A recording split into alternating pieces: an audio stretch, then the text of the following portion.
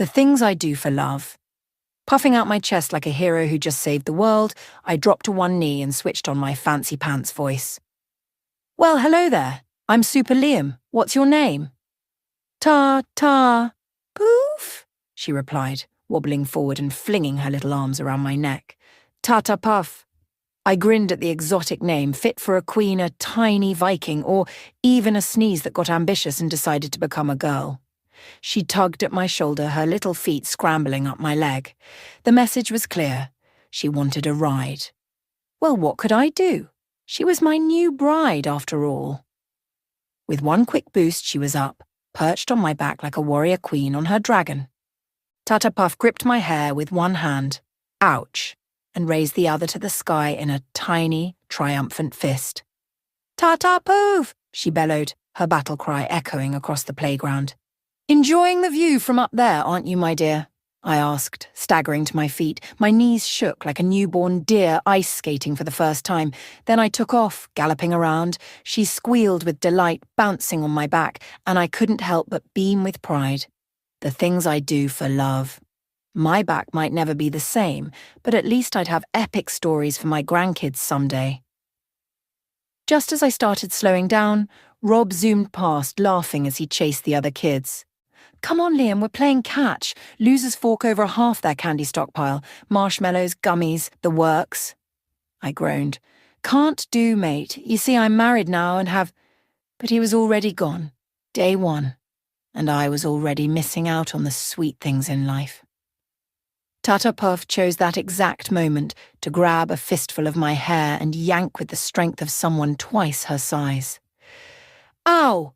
Easy there, Commander, I yelped, trying to pry her tiny fingers loose without toppling us both. Ah! She screeched. Her pacifier hit the ground and it looked as if her world was ending. I stopped, gently setting her down, and rescued the dirt-covered prize. Immediately she lunged for it, mouth open wide like a baby shark. Wait, my dear, don't put dirty things in your mouth, I warned, holding it out of reach. But her little hands clawed for it with a glare that screamed, Give me that, or things are going to get ugly. I could practically see the countdown flashing in her eyes. 3, 2, 1. I sighed. Seriously, you need a notebook for big girls so you can start learning these things. But she just stared at me, bottom lip quivering. Fine, I caved, and handed her the second pacifier, only for her to spit it out immediately. Woman, mind your manners, you're not a baby anymore, I scolded. Big mistake, huge. Tata Puf didn't wail or cry. Instead, she just looked at me and in one smooth move, activated the ultimate weapon. The puppy eyes. Not just any puppy eyes. We're talking about a one-legged puppy abandoned in a rainstorm, holding a hug me sign with a single tear rolling down its tiny face. I felt guilt crash over me in wave after wave. I'd been bested. The cheeky little devil had just pulled the take me out of the rain face on me. Desperate, I grabbed the bottle and offered it, hoping she'd accept. Tata Puf paused, eyeing me just long enough to make me sweat, then took it with a smug grin and snuggled against my chest. We both knew it. I was hers. Please send help. With my shoulders drooping, I rocked her gently, imagining my doomed future. Piggyback rides in the rain, endless princess movies every day, and letting her stick sparkly stickers in my hair. Why did I do this to myself? Why? I caught myself humming. Uncle Liam got a wife. Uncle Liam used to laugh. Oh, heck no. Beloved, we need to talk, I whispered, glancing to make sure she was still out. It's not me. It's definitely you.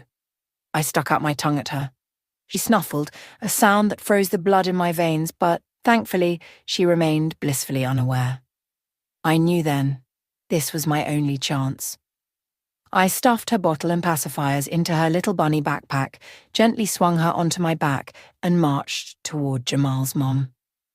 Well, if it isn't my dear son-in-law, she greeted with a laugh, reaching out for Tata Puf.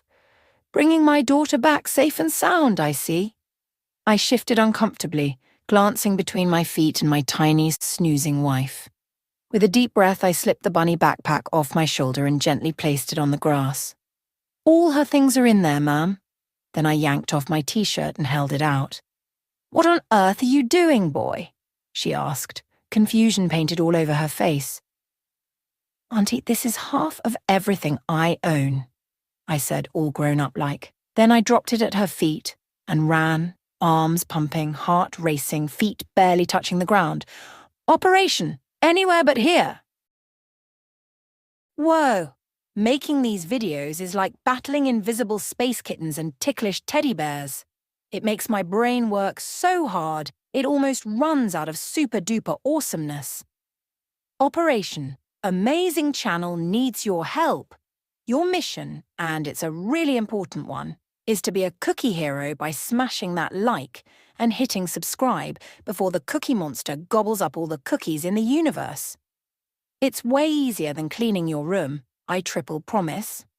Each click helps me fight off the sleepy brain monsters and fuels my next big adventure. Remember my big notebook for big boys? Well, making these videos needs big support from my big friends. That's you.